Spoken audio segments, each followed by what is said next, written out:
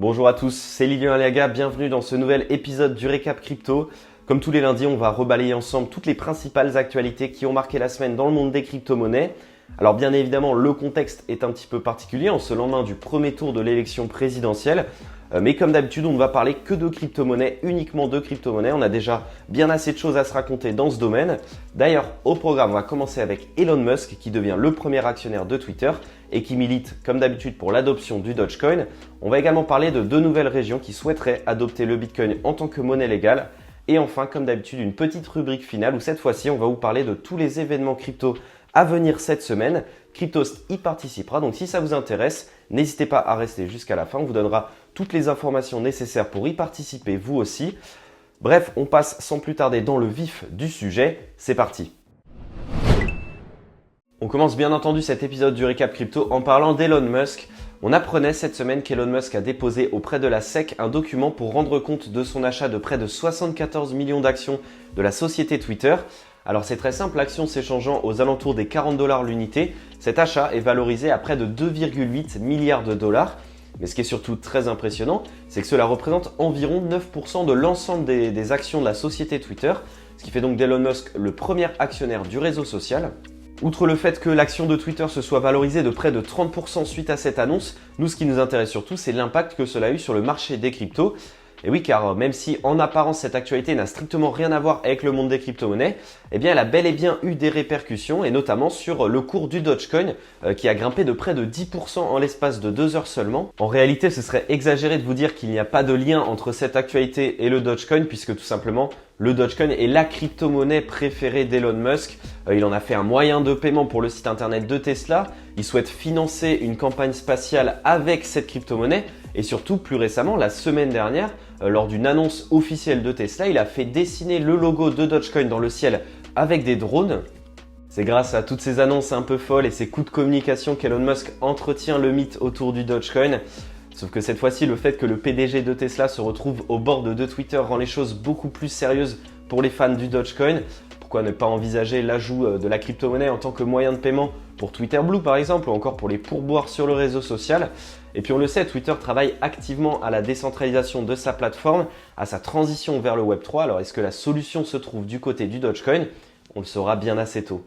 On enchaîne sur une actualité concernant l'adoption du Bitcoin. La semaine dernière se tenait la conférence Bitcoin 2022 à Miami et comme d'habitude lors de ce genre d'événement, on apprend énormément de nouveautés.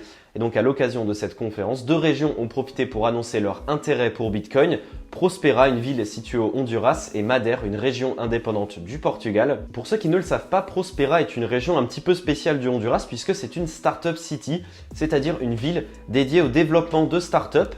Et donc le président de cette ville a annoncé lors de la conférence Bitcoin 2022 à Miami que le Bitcoin deviendrait la nouvelle monnaie légale de cette juridiction. Autrement dit, les habitants de Prospera pourront effectuer des transactions en Bitcoin pour régler leurs achats du quotidien.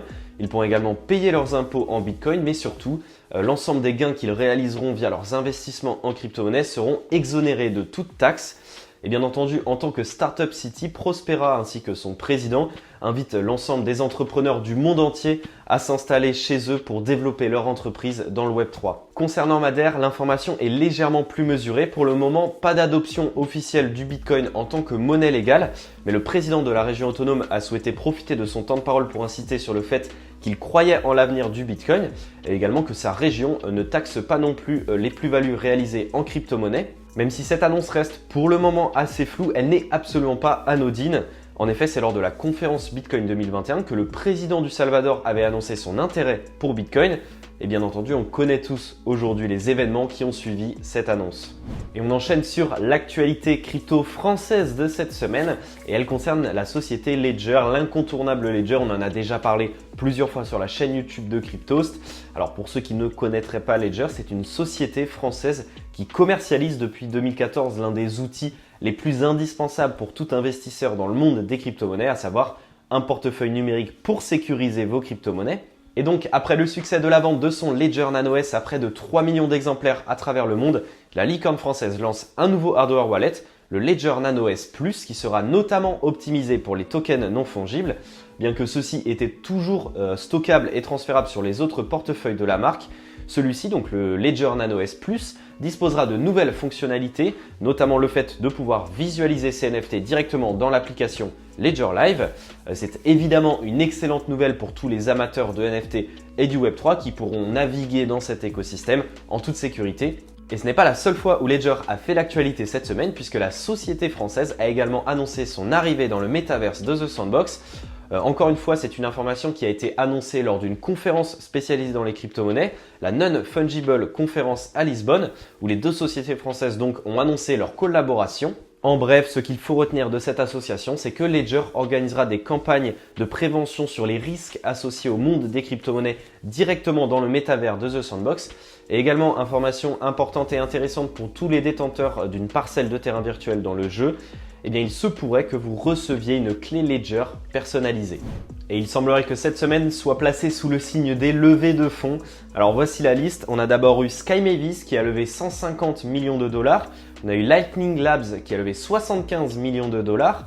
On a également eu Binance US qui a levé 200 millions de dollars. Et enfin NIR Protocol qui a levé 350 millions de dollars. Alors on va donc parler de NIR Protocol puisque c'est la levée de fonds la plus importante de cette semaine, ou du moins la plus volumineuse. Et donc en effet, quelques mois après une précédente levée de fonds de près de 150 millions de dollars, NIR Protocol remet le couvert et lève donc plus de 2 fois cette somme. Évidemment, le marché n'a pas tardé à apprécier la nouvelle et le token NIR s'est valorisé de près de 30% en l'espace de 24 heures.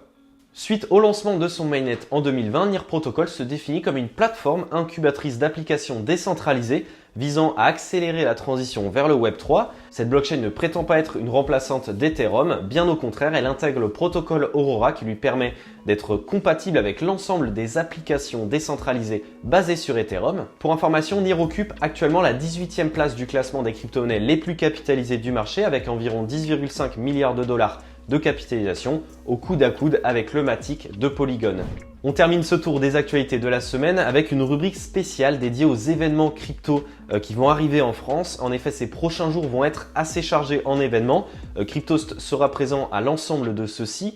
Je vais vous expliquer comment y participer si vous souhaitez notamment nous y retrouver. Et on commence avec la 3e édition du Paris Blockchain Week Summit, la PBWS. Un événement international de premier plan dédié aux professionnels de la blockchain et des crypto-monnaies qui se déroulera les 13 et 14 avril 2022. L'événement sera segmenté autour de 4 axes principaux, à savoir entreprise et blockchain, donc centré sur l'innovation des entreprises à travers les solutions blockchain, les fondateurs de la blockchain orientés sur les organisations autonomes décentralisées, les DAO, la gouvernance et le respect de la vie privée, finance et nouveaux usages axés sur la finance décentralisée, la DeFi, notamment les prêts en crypto-actifs, et enfin, politique publique consacrée aux évolutions réglementaires, aux initiatives de transparence et à la lutte contre le blanchiment d'argent. Pour alimenter tous ces sujets, on retrouvera évidemment toutes les pointes de la crypto-communauté. Changpeng Zhao, CZ, le PDG de Binance, également Sam Bankman-Fried, le PDG de FTX et enfin Silvio Micali, le fondateur d'Algorand.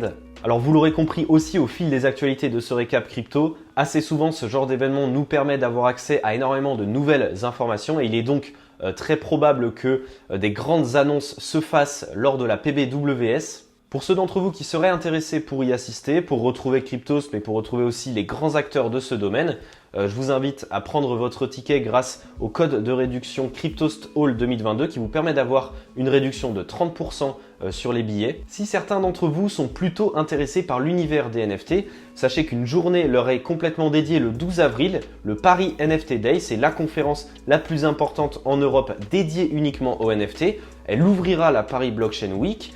Nous y serons également présents avec l'équipe de Cryptost. Donc n'hésitez pas à utiliser le code CryptostHall 2022 pour prendre vos tickets aussi et obtenir une réduction de 30%. Et on termine avec un événement qui n'a d'ailleurs rien à voir avec la PBWS mais qui vient clôturer en beauté cette belle semaine d'événements dédiés aux crypto-monnaies à Paris. L'antenne du pôle Léonard de Vinci de l'association étudiante Cryptosphère organise une journée entière dédiée aux crypto-monnaies le 15 avril à l'espace Saint-Martin dans le 3e arrondissement à Paris. On y retrouvera des grands acteurs de l'écosystème crypto en France, des chefs d'entreprise, des entrepreneurs, des experts de la finance décentralisée, notamment Mark Zeller, Julien Bouteloup, et également les différents partenaires de Cryptosphère pour cet événement. Le prix initial des billets est fixé à 70 €, mais vous avez un code de réduction, le récap, qui vous permet de les toucher à un prix assez raisonnable de 50 €. Donc voilà, si vous êtes disponible ce vendredi 15 avril, je vous invite à prendre vos billets. Vous pourrez notamment retrouver une partie de l'équipe de Cryptos qui sera présente pour cet événement. Voilà, c'en est tout pour ce tour des actualités de la semaine. J'espère que cet épisode du Récap Crypto vous aura plu. N'hésitez pas à nous le dire dans les commentaires, ça nous permettra de nous améliorer pour les prochaines fois. J'espère qu'on vous croisera à l'un de ces événements à Paris. Sinon, je vous souhaite de passer une excellente semaine et je vous dis comme d'habitude à la semaine prochaine.